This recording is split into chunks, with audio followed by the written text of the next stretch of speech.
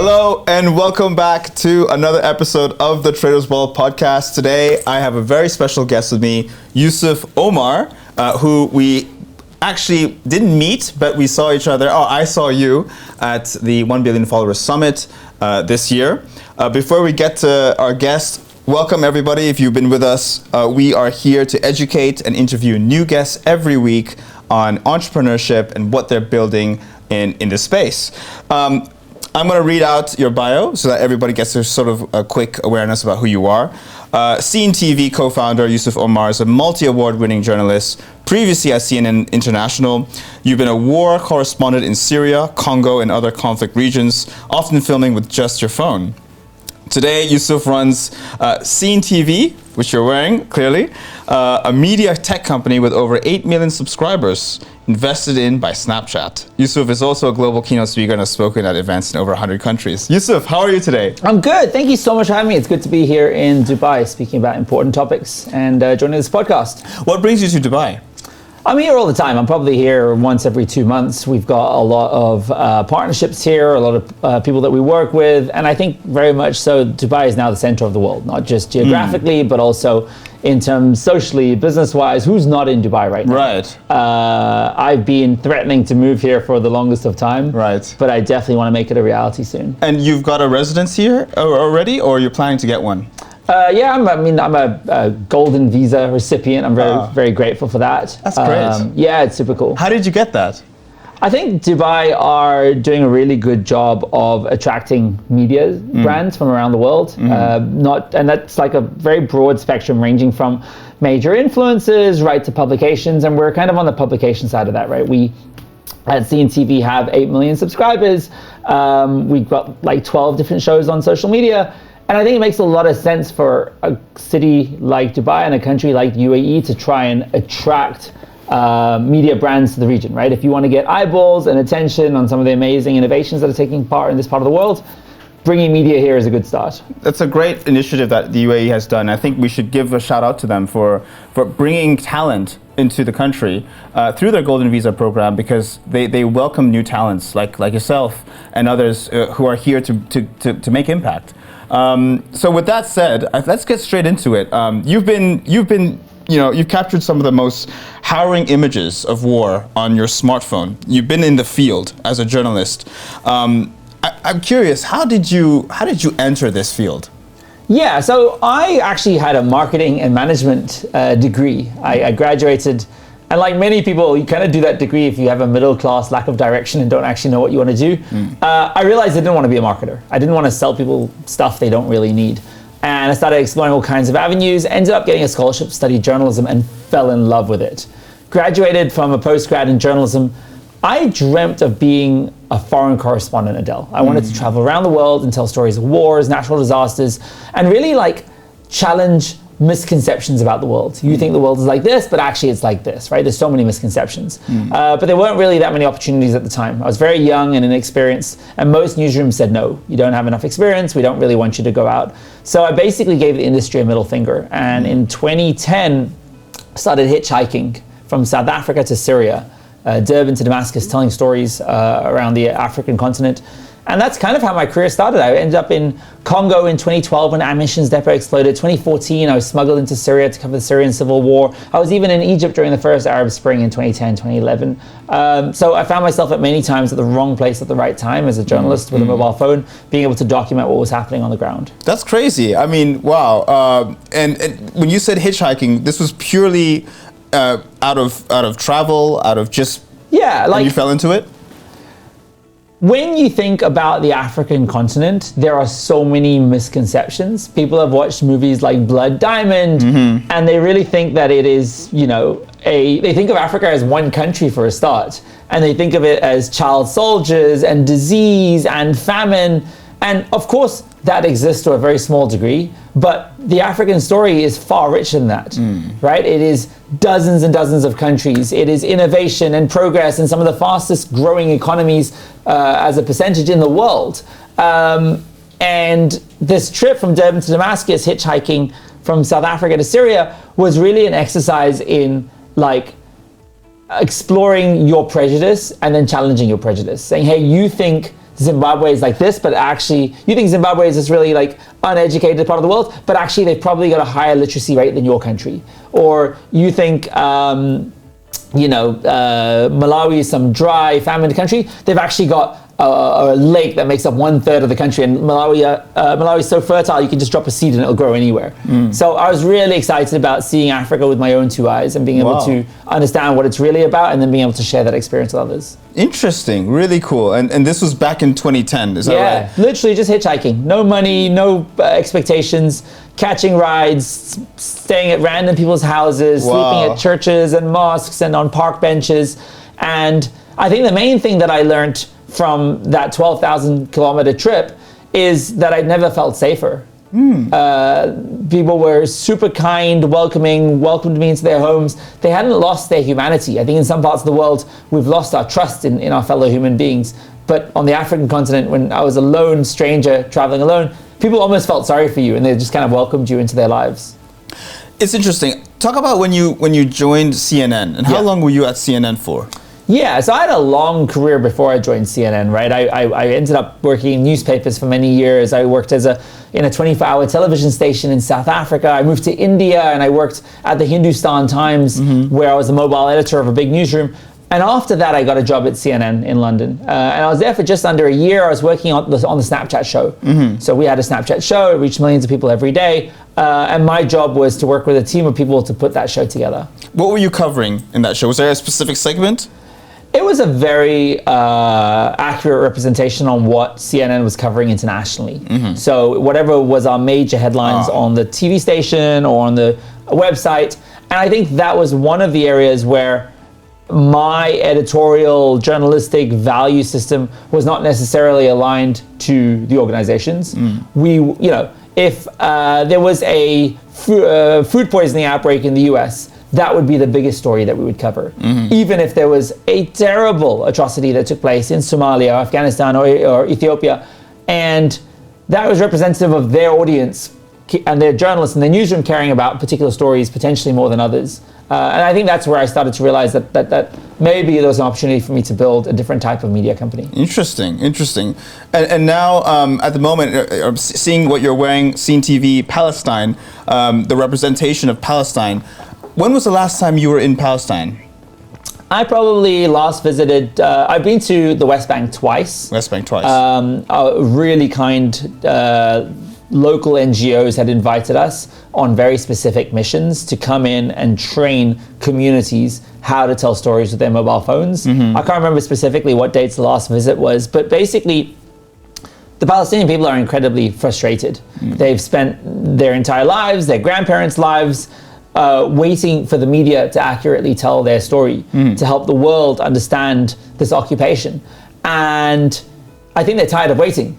They can keep waiting for the media to properly represent them, or they can use their mobile phones and help educate people around the world. So we were really, really honored to come out there and train future storytellers, future influencers, future creators. And I hope that is the first stage to creating more empathy and understanding with their story, when people can relate to them on a human level. I think it should be noted that not many people get the opportunity to go to the West Bank. And not many people think of that as an idea on their bucket list. Oh, I want to travel to the West Bank and see what's there. You had the opportunity to go there and see firsthand and eyewitness what it's like. Tell us about it, what it's like at the West Bank. Did you feel safe? I felt very safe and very unsafe at the same time when you visit the West Bank in Palestine. It is, my family is South African. They lived through apartheid, a system that legally enshrined white people as being superior to brown and black people. The West Bank is apartheid as well. The only difference is those that have survived apartheid in South Africa and now visited the West Bank today say, hey, this is not actually like South Africa, this is worse in many respects. What we're talking about here is hard to understand without you being on the ground and seeing it. And it is even crazier once you do understand it to imagine that this thing exists in 2024. Your basic human freedoms and dignity are completely curtailed, are completely restricted. At its core, you have Israel that control the West Bank and every aspect of people's lives, and most fundamentally, their ability to move. You effectively, when you see it on a map, it's actually not when you see the West Bank on a map, it's not a good, accurate representation of what's going on there. Because what you see is, you see Israel, and then you see Gaza, and you see the West Bank. But when you zoom into the West Bank, what you realize is it's not one big block of land. It's actually carved up into tiny, tiny, tiny, tiny little pieces. And that's effectively what's happened with Israel's settlements. They have, over the last few decades, built more and more settlements, these little towns, which are illegal under international law, into the West Bank. They've then joined the settlements together by highways, by these roads. And these roads have got huge walls on either side of them. So effectively, what you've done is you've got these settlements and you've got these roads. And together, they have segmented the West Bank into tiny, tiny, tiny villages. And to go from one village to another, for example, for me to go from Jumeirah to Deira, you might have to go through 5 or 10 different checkpoints. Imagine, when you say checkpoints, they check you like going through the airport. Oh, wow. Like going through the airport. But imagine going from one village to the next, you're going through checkpoints. Imagine going to school, you're going through a checkpoint. Going to work, you're going through checkpoints. Not one, multiple checkpoints. These checkpoints can be closed arbitrarily, without reason, for hours, even perhaps days. It's an incredibly terrifying existence. And what it looks like from a map point of view, it looks like a cancer. Israel looks like a cancer that is spreading through the West Bank. And again, I must emphasize, all of these settlements, all of these roads, all of these highways are illegal under international law. Name me another country around the world that is growing every day. That's what's happening with Israel. It's growing every day. So effectively, you asked me about what it's like being in the West Bank. It is like being closed in. It's like being surrounded by walls and cages, and your existence, going to even visit your friend or go to work or go to school, goes through these checkpoints. And you might wait hours. And when you get to the front of it, there's some 19-year-old chewing bubblegum with a rifle who decides if you're going to make it through or not. It's a crazy world. It's an absolutely, and that's just the beginning. They're not allowed an airport, so they can't control their skies. They're not allowed to build without permission, so they can't control the ground below their feet. They really have very little control over their existence. So what is their end goal, their end game here, Israel? What are they caging these people for? This is not complicated at all. Everyone makes it sound complicated. They say, oh, I don't want to talk about Israel and Palestine because it's complicated. There's nothing complicated about it. It's just settler colonialism. That's all it is. You're settling and colonizing. You're taking and taking and taking more and more land. And I think what the aim is to make life so intolerable, so unbearable for the Palestinian people, that they end up saying, the next generation say, actually, you know what, this sucks. Like, let's just leave. Let's just go to Jordan. Let's just go to Egypt. Let's just go somewhere else. Like, this is not worth fighting for anymore. That is the objective. Is to colonize more and more and more land, create more and more checkpoints, make life so hard, limit your access to water, limit your access to education, limit your access to anything from the outside world, that for the next generation, the fight is not worth fighting anymore. It's just like, you win, take the land, I'm leaving. But that's not happening.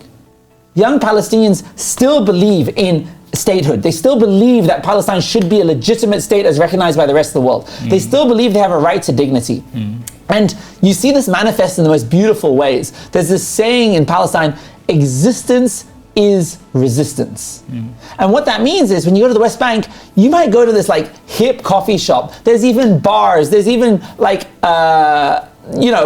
bakeries. There's all of this life. There's the best shawarmas I've ever had are in the West Bank. And they do that despite the occupation. I even went to house parties. And for them, they're like, yo, the Israelis are doing everything they possibly can to make my life awful. My ability to have this bakery, my ability to have this co-working space, my ability to host this party is a form of resistance in itself. Existence is resistance. What a powerful idea. Wow. I'm lost for words hearing all this. I'm curious to know, from a Hamas perspective, does Hamas have the best interests of the Palestinian people? Hamas means different things to different people. If you ask the US or the UK government, Hamas is a terror organization that you're not allowed to promote and you're not allowed to even really empathize with, right? If you ask many people in Gaza, and I should say Gaza because Hamas are not in the West Bank, right? They control Gaza. If you ask many people in Gaza, people will identify with Hamas as a resistance movement, one of many resistance movements. If you ask a kid in Gaza, Hamas is a political party that have been around before they were born, that they had no part in voting for, right? It's been decades since Gaza had an election. So Hamas is different things to different people. I think where most Palestinians are aligned is that many of them are willing to fight for their resistance at any cost. I think it's important to zoom out a bit and look at the history books. There are many resistance movements such as the ANC, the African National Congress in South Africa, who were called a terrorist organization at the time. Nelson Mandela was on the terror watch list of the United States. And after South Africa gained its liberation, the ANC have been brought into the fold.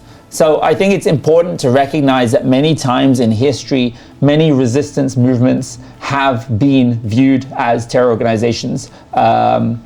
I think with Hamas, there is a lot of people that support Palestine's liberation struggle and right to resist and fight against occupation. But I think many of those same people also don't approve of the killing of civilians. And I think the world is nuanced. And I have met many people and many Palestinians who can say that, who can say, hey, I support the resistance, but I'm not okay with Israeli civilians being killed. And I think that's a fair conundrum we find ourselves in, because innocent civilians should not be killed, but at the same time they have a right to defend themselves. End of the day, Israel have the fourth largest army in the world, if I'm not mistaken, fourth biggest one. Where is Palestine on that list? There's no existence for it. So when you have Israel, doing this, occupating, colonizing, of course they're going to defend themselves. But then, how can you expect them to not defend themselves? So what's your opinion on Hamas personally? Let me start by saying I think the Israeli media office have got an awful job on their hands. Because they want to talk about October 7th, but they don't want to talk about October 7th too much.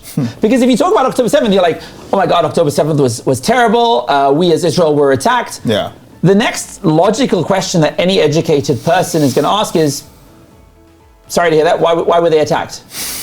And then that's not a conversation Israel want to go down, right? Because then you got to be like, well, there's this occupation thing, and it's like, okay, cool, what's the occupation? Why are you occupying them? And then you've got to go down that path, and then you'll eventually get to the emergence of groups like Hamas. It's like, oh, why do Hamas exist? If you keep asking why is there an occupation? Why does Hamas exist? What are they fighting against? That conversation is not good for Israel, because it doesn't end well. There's no way for them to justify their occupation. So I think they find themselves in a difficult place. I think if Israel think that bombs and tanks and bullets are going to destroy a group like Hamas, they are completely wrong. And most global experts have said the same. Hamas is not solely a building or an office or a group of people.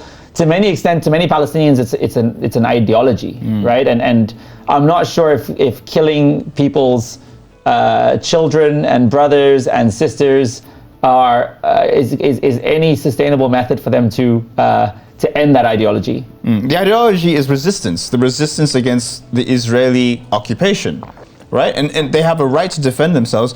Again, we're not promoting the death of civilians, but how can you not expect a reaction, a retaliation? And right off the back of October 7th, Israel have also continued a series of bomb attacks in children's hospitals, as you rightly reported.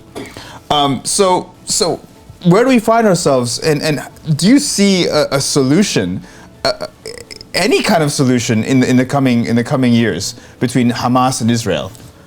There's the simplest solution in the world. End the occupation. Like, this is not complicated. It is the simplest thing on earth. You cannot occupy another group of people and not expect there to be consequences.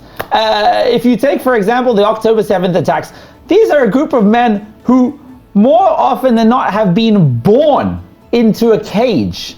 They have born into the world's biggest open air prison. I think that there is a difference between justification, which is justifying what they did, and inevitability.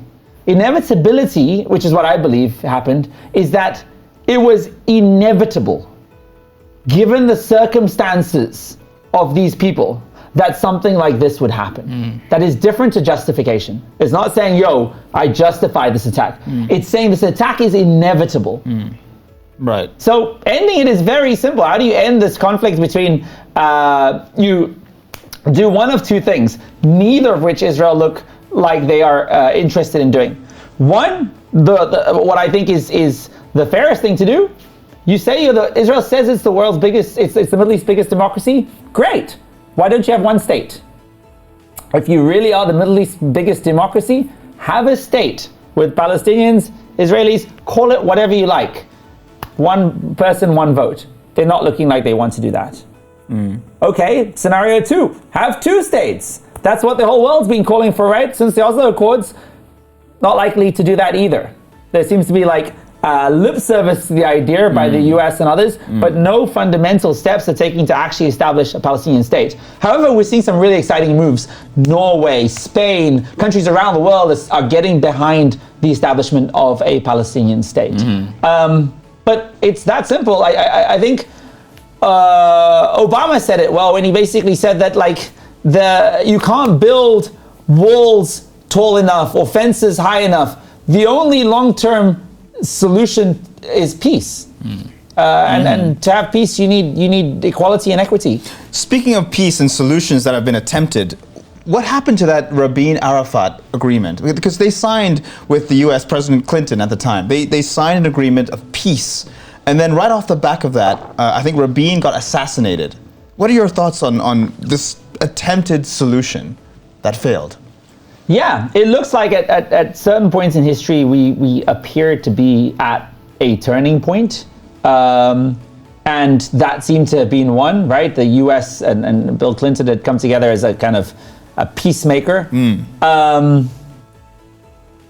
I can't speak to the specific details of the politics at that time. Right. But what I can speak to is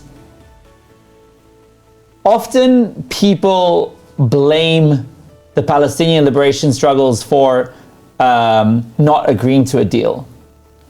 And the Palestinians have continually said, how can we do a deal when how do you negotiate with somebody who's got a knife to your neck? How do you negotiate with somebody who's got a gun to your head? And right now, Hamas are saying, how do we negotiate with the party that just killed our negotiator, right? They kill the political head of Hamas. So it's very difficult to point the finger at Palestinian liberation struggles and say, hey, you guys are not agreeing to a deal, when the other party are actively continuing to colonize. It's crazy because more time and time again that has passed. Any attempts that have tried to make peace have just been either failed or they don't want. It's almost like they don't want peace. It does feel like that. Well, look at what's happened this year. Israel have just announced one of their largest land grabs of West Bank land over the last few years.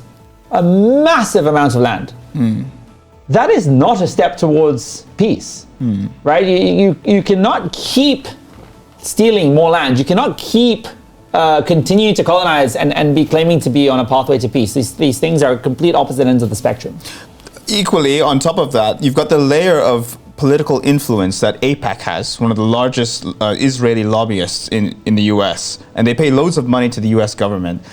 Also, you've got the fact that Israel purchases arms from the US. So they have the US's backing that this is not a genocide. Is it a worldview that this is a genocide? I think if you look at the global community, we're finding more and more people are empathizing with the Palestinian movement. It's really a small camp of incredibly wealthy countries that are still protecting Israel. And you can see this by the way the United Nations vote. You can see this by the fact that the US stand pretty much alone on the Security Council, vetoing any ramifications against Israel for their war crimes, not just now, but over the last few decades. Having said that, the good news is, even in America, the pendulum is swinging. Recent studies were done by Pew. They found that Gen Zs were far more empathetic to the Palestinian cause than they were to Israel. It really is like our parents and their parents' generation that are still holding on to this. America needs to look at the money. They need to look at the fact that, like, there are American states that are living third world lives, right? Where they don't have access to clean water, they are struggling to get good medical systems, they have terrible education systems, and yet they are giving billions of dollars every year to this state called Israel, several thousand miles away. I think Americans are starting to wake up and say, hey, is this in our interest anymore? Like, they don't get it. It doesn't seem to be in our strategic interests. It doesn't seem to be in our economic interests. We seem to be making a whole lot of enemies over this thing. Like, is this really something that we're willing to go down with? There seems to be a shift. Got it. It's wild.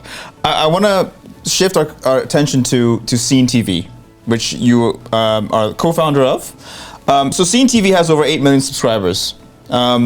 Do you personally feel a responsibility to provide, I know you're documenting reality, which is the truth, the hard truth. Is this also providing hope for a better, brighter future, or is it just documenting reality? Yeah, I mean, there's two ways to look at journalism. One is where you say, okay, we're a fly on the wall and we're simply going to observe what's happening. I personally think that if you just do that, you're going to capture the what's happening, where it's happening.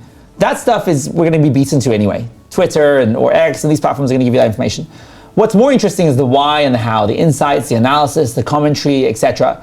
In the context of Palestine specifically, we find that if you simply do stories of rubble, destruction, death, people have almost got like rubble fatigue. They can only watch so much of it and then they kind of turn away. And even more so, to people who are not aligned with the cause, they don't watch it at all. And what we find more effective is to do stories of hope, aspiration, innovation, because that tends to, in our experience, create more empathy and understanding. For example, we did a story about like this kid who is known as the Isaac Newton of Rafah.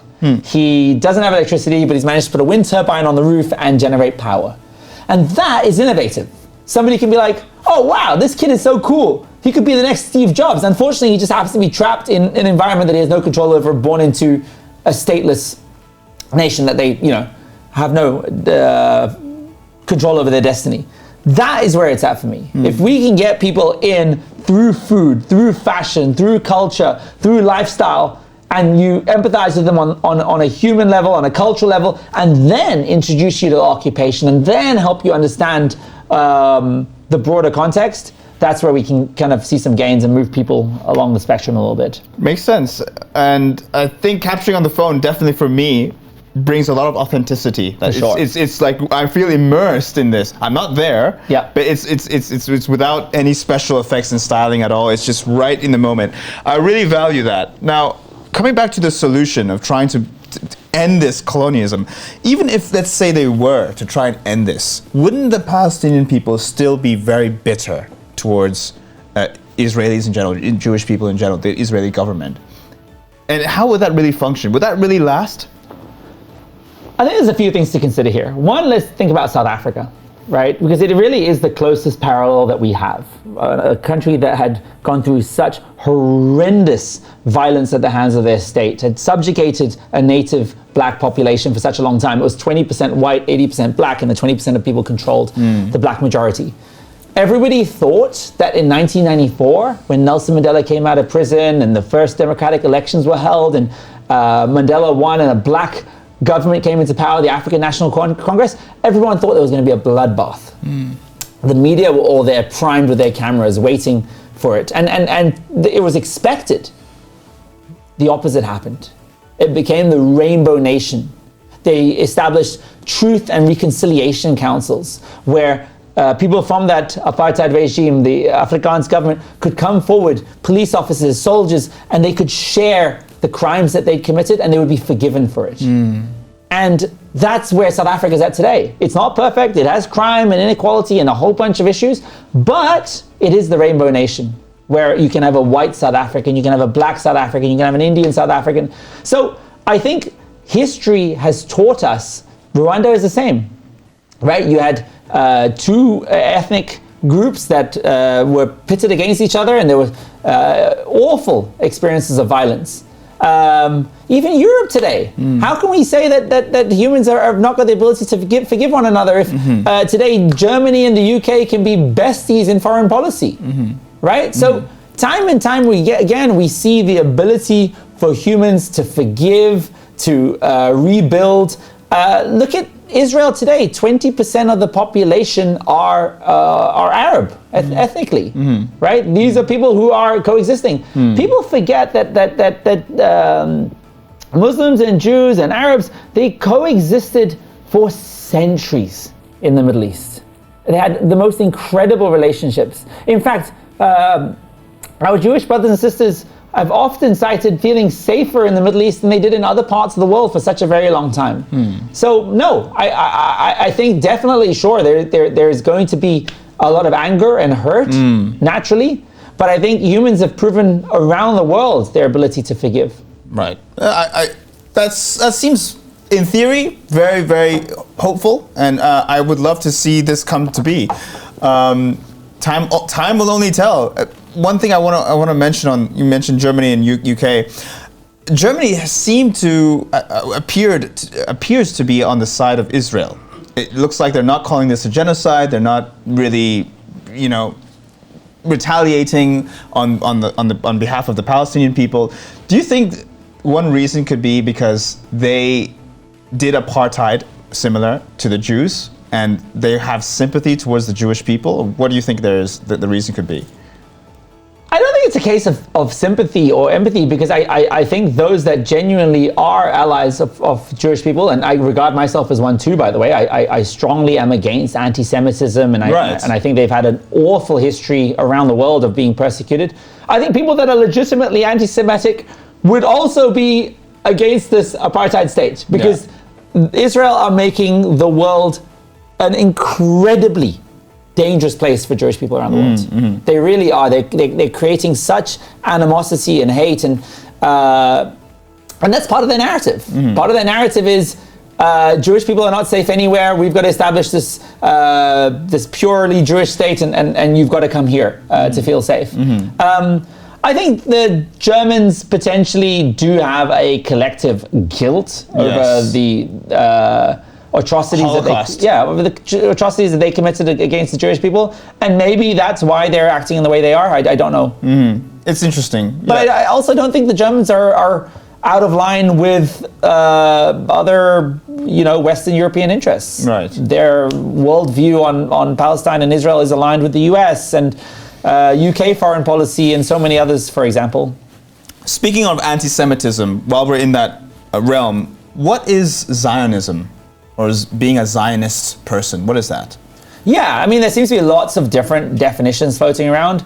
My understanding of Zionism is effectively the right to a Jewish state. The land of Israel. Yeah, and there isn't really a precedent for that anywhere else in the world to any large degree, right? You'd be quite alarmed if we are quite alarmed as India announced that they want to, many people in the BJP and want to make it a Hindu state, right? And that's an alarming idea. It's like, well, 20% of your population are Muslim. What do you mean it's a Hindu state? Is it exclusively Hindu? Do they have different rights? So yeah, I think at its core that's what a lot of people are, they contest, basically.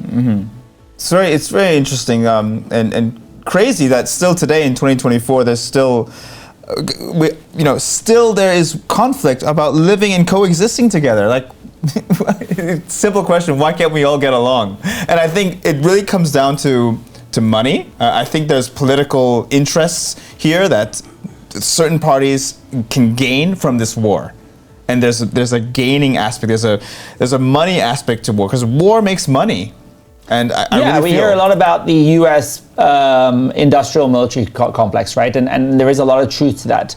The U.S. are providing, they just announced over the last week that they're providing an additional $3.5 billion in funding to Israel. To Israel. That funding primarily used to buy U.S. arms. So it is full circle and does help their factories and stuff. I think the really risky part around this narrative of like, why can't we get along, is this argument that like, oh, well, it's a conflict of both sides. Both sides are right, both sides are wrong.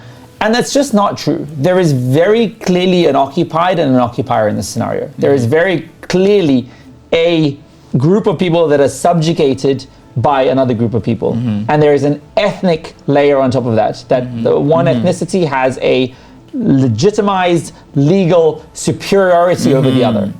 Again, doesn't exist anywhere else in the world. So it's not a battle of both sides. Malcolm X famously had this saying that if you're not careful, the media will have you believing that the oppressed are the oppressors and the oppressors are the oppressed. And we really see this today. Right. The Palestinian people are subjugated. They are oppressed. They are experiencing the worst of an apartheid system. And yet somehow international media have framed it as they're the bad guys. God. Crazy how this pans out. And it's painful to talk about, but we need to talk about it. Otherwise, I feel like there's a part of me that is suppressed. If I'm seeing, because I follow lots of channels, and time again, it's depressing. It's depressing. You say we need to talk about it, but the line that most international governments want you to take, and most countries around the world, especially if you live in the West, they want you to take, is to say nothing about it. You risk, if you say free Palestine in a country like the US, you risk losing your education. Like so many of these kids who are setting up these encampments, you risk losing your job. If you have a pin that has a Palestinian flag, you risk losing your job. So in the face of what has been called a plausible genocide, the preferred response that the West have asked us to take is just to shut up and ignore it. Because any vocalization, be it a Palestinian flag, which is being deemed or attempts to deem it illegal in many parts of the world, including France and Germany, saying free Palestine, all of these things are being curtailed, are being pulled back. The preferred response to what is happening right now, the politically correct thing to do is to do nothing. This is also a risk for me taking because even in the UAE itself, you don't really hear about protests happening in the UAE. You're taking a huge risk. The thing is, people always look back at, when you think about Palestine, people always look back at history and they're like, oh yeah, if I was alive during slavery, I would have definitely said something. Oh, if I was alive during apartheid South Africa, I would have definitely spoken out. Oh, if the Vietnam War was happening, I would have been on the front lines protesting. And the reality is, the people that were protesting at that time were not popular. The students that were protesting at that time in the US were being arrested. They were being locked up. It's easy in hindsight to say, oh yeah, I would have definitely been on the right side of history. But at the time when atrocities are taking place, it's far easier just to say nothing. It's far easier because you risk losing business deals. You risk, your immigration, that you're trying to do. And it's like, oh, don't, and I hear this from so many young people around the world that can speak up but don't. They're like, bro, it's taken us so long to get to the table. Now that we're at the table, we don't want to lose that position at that decision-making table. And it's just like, if you're not going to speak out now, are you ever? Like, when are you ever going to have that job that's high enough or enough money that you can suddenly speak your mind? Like, I think it's weak. I understand people have got lives and jobs and income, and I feel really blessed that I have the ability to speak truth to power without fearing for my livelihood. But I just think, you can keep kicking the can down the road, and if all of us do that, who have the Palestinian people got? They don't have the media on their side. They don't have Western governments on their side. They rely on us to use every platform that we can to raise our voices. And even then, putting content like this out on social media, even that, your posts can still be banned from social media, who control the social media. Facebook can just remove a post. YouTube can delete your account. Do you think there's social media platforms have a responsibility between regulating war content and free speech? So I think there's one thing everybody has wrong about Palestine. You think that we are being shadow banned to such an extent that we can't get the story out. The reality is most people around the world have learned about this on Instagram, on TikTok, on Facebook, on X. So while we are like constantly being like, Meta, you don't let anything go through. To be honest, Instagram has been where I've seen most of this conflict. So those platforms have held incredible value in sharing what's happening around the world, and I think that they've educated millions of people around the world about the occupation. Having said that, do these platforms pull down pieces that they shouldn't? Yes. Do they curtail and limit the reach of legitimate journalism on the ground? Yes. Do we have a problem where we basically as a community have no power because we can publish all the most powerful stories in the world, but we have no control over where it's distributed? For sure we have a problem. Effectively, for a publication like us and for influencers around the world, we're building our house on somebody else's land. We're growing these big audiences and followings and populating all this content, and they can literally swipe it from beneath our feet overnight, either through a shadow ban or through closing down your account because they believe you've limited or you've gone against one of their content guidelines. So what do we have to do? We have to build and own our own platforms. We cannot be held hostage by algorithms and platforms that we have no control over, by owners of these companies who have got value systems that are fundamentally different to our own. This means that we are powerless. And I think Web3 is moving in a really exciting direction for that. This decentralization of the internet, this ability to create immutable ledgers, so even if something's pulled down, to be able to see that it was published at this date and this time is incredibly valuable. But right now we're in a difficult spot. We're in a difficult spot where we don't own the pipes. We don't own the channels. We don't own the Netflixes of the world. We don't own the social media companies of the world. We don't own the television companies in the world. But here's the exciting bit. We missed almost Web 1 and that architecture. We didn't build the AOLs of the world. We missed Web 2. We didn't really own the CNN or the Facebooks or the Snapchats of the world. But Web3 is coming, and Web3 is not just a crypto change or a decentralization change, it's also a hardware change. We're starting to see more and more headsets, wearables, right? AR, augmented reality, virtual reality. With that is going to come a whole new internet. So if we missed Web 1 and we missed Web 2, we still have an opportunity to build the infrastructure of Web3 in terms of publishing. And that's an opportunity that we're running on. And that's what I'm really bullish about, why I'm also in the Web3 industry, because I do see a very thriving decentralized social media one day.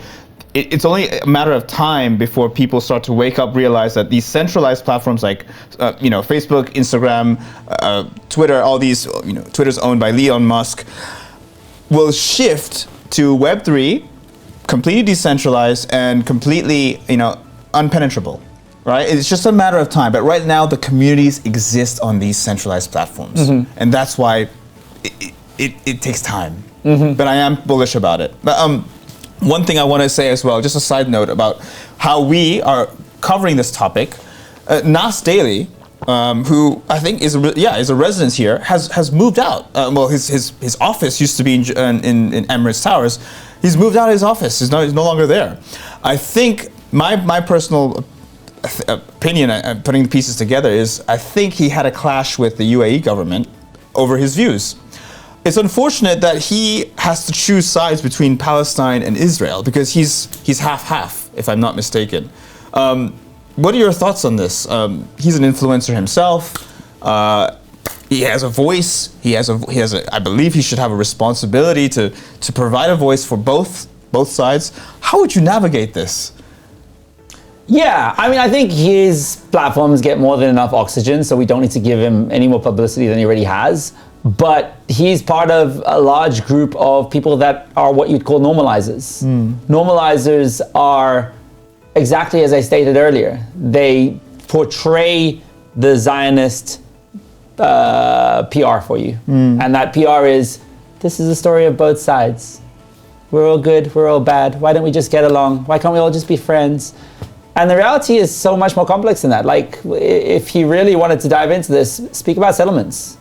Help me understand. Go to the West Bank. You've visited so many different islands and countries. Speak about apartheid. Help me understand why.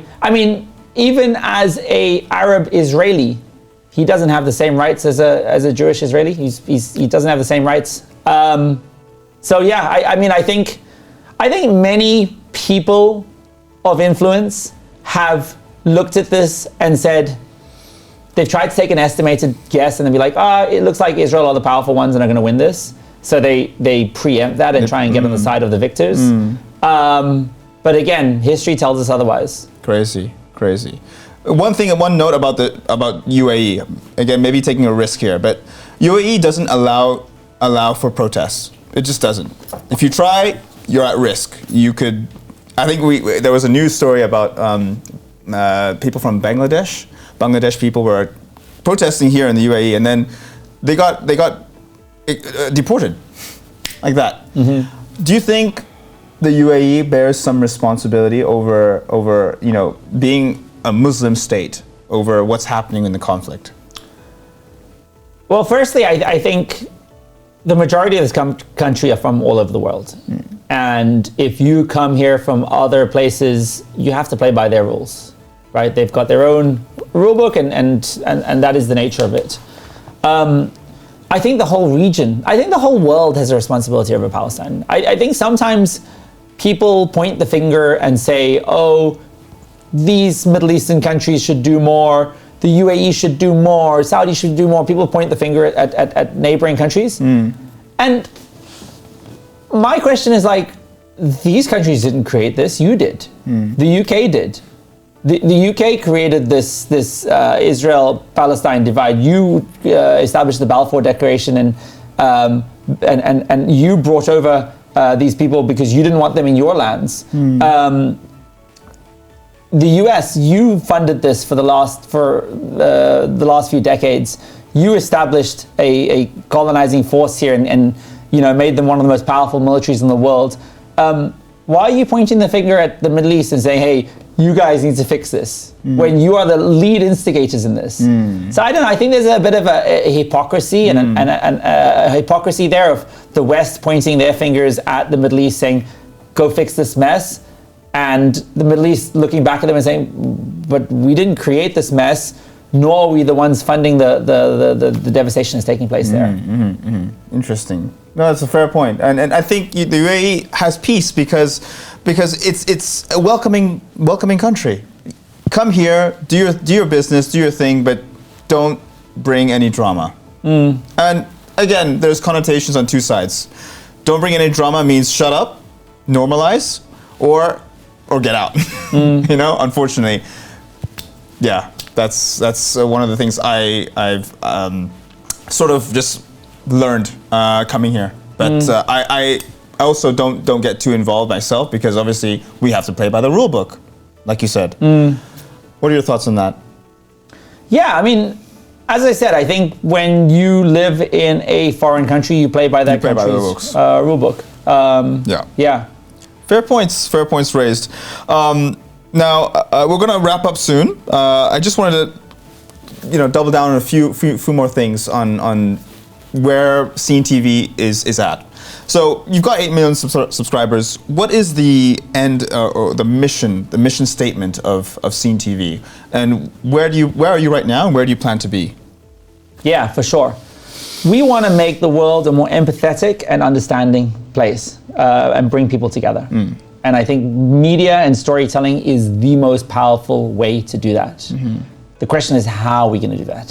Where are we today? We're building effectively the world's biggest human experience library. We've published over 5,000 videos. We do 1 billion views a year. We have created this huge volume of video content, and we do this by remotely directing citizens through the storytelling process. We identify somebody in Gaza, we help them tell their story, we curate it back, and we publish that content. But where are we going?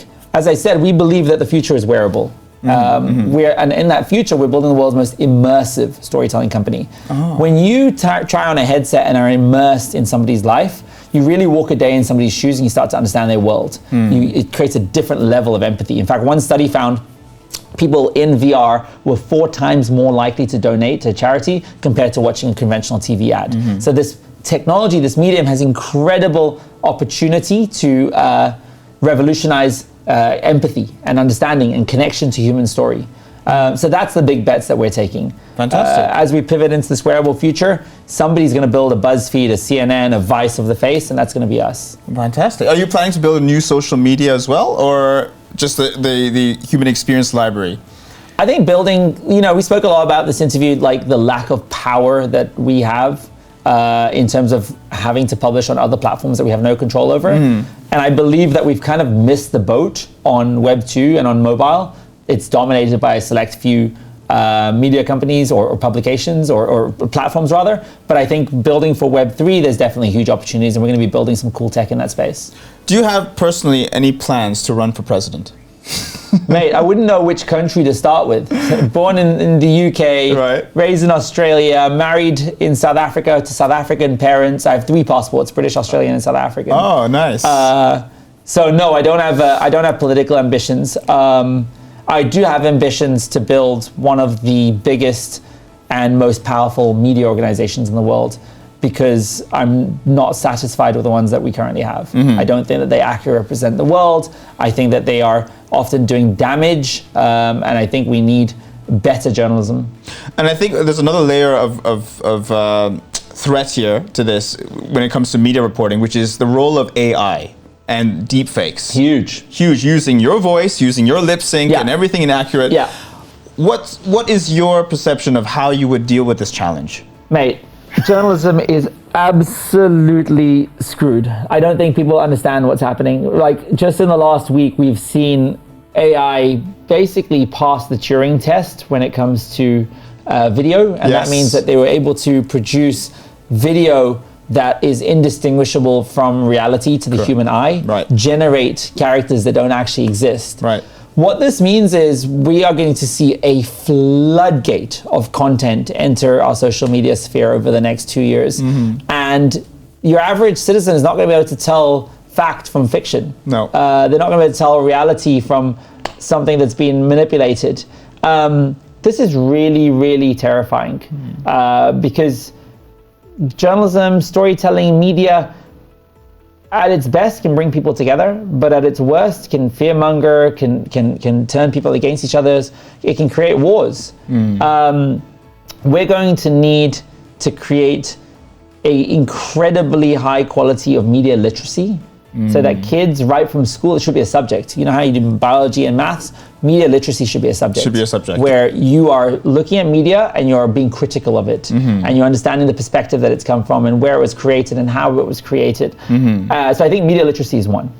Populations need to become equipped with the experience and tools to think before they share, because all this stuff, just ends up in WhatsApp groups and is a lie goes halfway around the world before the truth gets out of bed. So we need to get better at this, at citizens.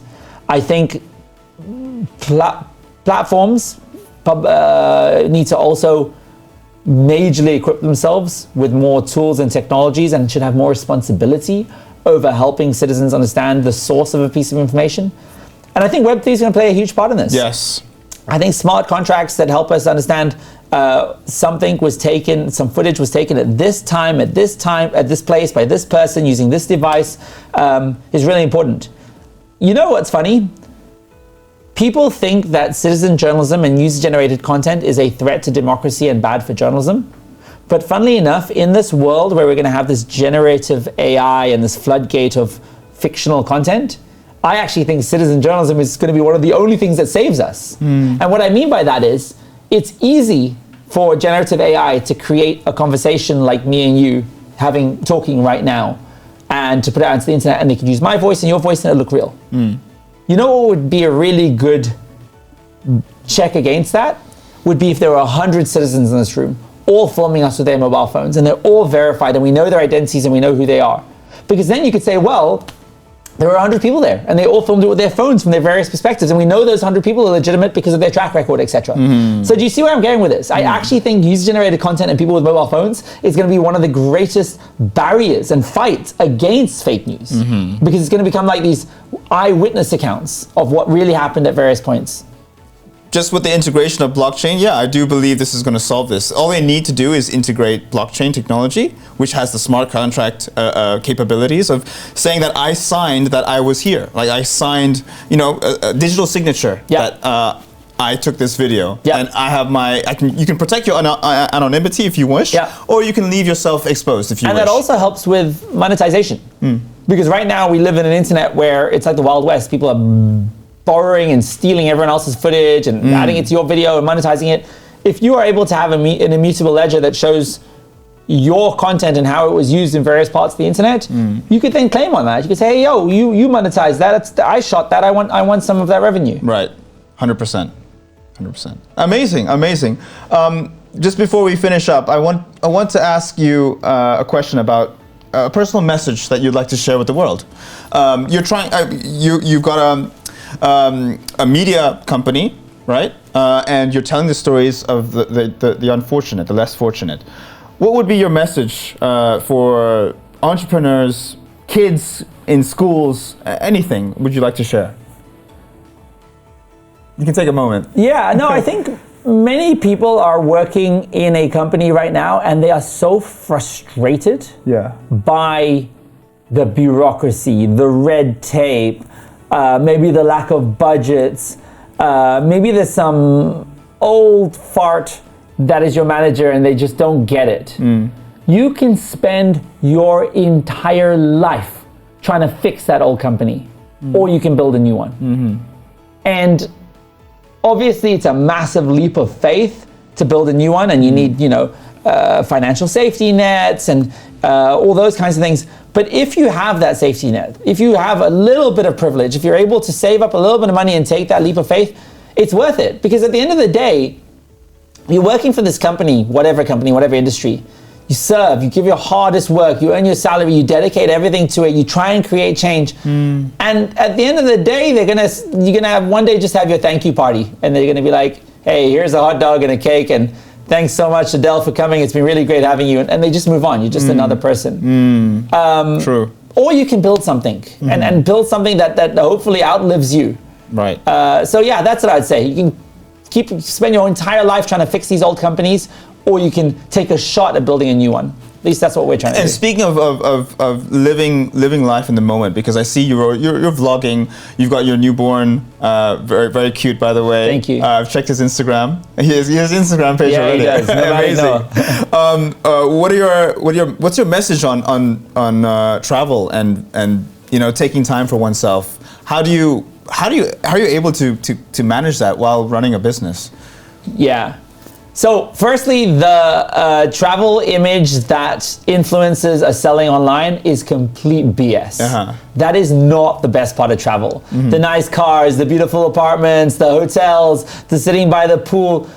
That is the image that we've been sold of like glamorous travel. Yeah. And having traveled the whole world and experienced it all, that is the most boring, pathetic, lame, lousy, non-consequential, non-memorable travel ever. Real travel is where it's at. Like getting into places where you feel uncomfortable, meeting complete strangers and going home with them, experiencing their lives, not being cocooned and isolated to some hotel room. Whether I'm in New York City or Hong Kong, the hotel room looks exactly the same. You swipe your card in, the bathroom's there, your little drawer's there. It's Bible's in the top drawer if you're in the US, or Quran if you're in the Middle East. It's all the same. You're isolated, you don't meet anyone interesting. Like that is not travel.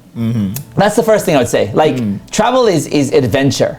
Travel is not necessarily knowing where you're going to sleep the next night or even the same night. Travel is going home with strangers. Travel is truly altering your perception of the world. Learning is travel. Travel should be slightly exhausting. You should go away from a travel trip and need another holiday because your brain has just exploded from all the potential and possibilities. Right. And then the second thing is like people think that when you have a child that travel ends and that life ends in and of itself. Right. And that's nonsense. Like a lot of people, they have a kid and then suddenly they live behind their kid. Sameh and I are like, why can't we live beside our kid? Why can't we grow up together? And that's what we've done. He's been able to travel the world. He's been on 12 international flights in his first 12 months. And people are like, ooh, doesn't your kid need stability?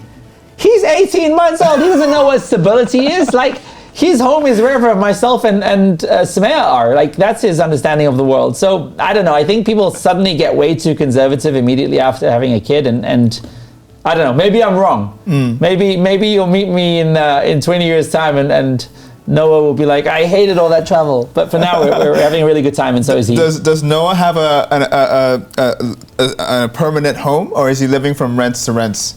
How is the situation? No, we've been living in the cloud for the longest of time. Wow. Both virtually and physically. Yeah, that might change, but we're having a good time. Sounds so adventurous, and I think people should really check your channel out if they haven't already. So I think I'll take this opportunity to wrap up and say thank you so much for your time. Yusuf, this was very insightful, and I really appreciated you taking. I think I would say this is a risk that you've taken to speak out on this subject with me. Not many people are willing to do that, so thank you. I appreciate it, man. We've lost over $1 million in work since October 7th, and we knew that would happen going into it. The beautiful thing is we found new partnerships. When one door closes, another one opens. There are more and more people that are value aligned with us, that don't like to see dead babies, that believe that apartheid is inherently evil. You only live once, and I think especially if you are an influencer, creator, building a media brand, what is the point if you can't speak your mind? What are you building all of this for? Why have you grown an audience if you're going to be enslaved by the brands or partnerships that represent you? Right. Surely you're building audience because you want to use it to do what you think is the right thing. And it's for this reason I'm using this platform, this nice setup for not being a normalizer, for being a person who talks about things that no one wants to talk about, and I want to bring this awareness to people. So I'm really glad we're aligned on that. Brother, thank you so much. Guys and girls, thank you so much for watching. I hope you found this insightful. We will leave all the links in the description to Yusuf Omar's website, Scene TV page, and all his social media links. I hope you found this insightful and learned something today. We'll be back with another show next week. But for now, thank you so much, and I'll see you next time. Cheers.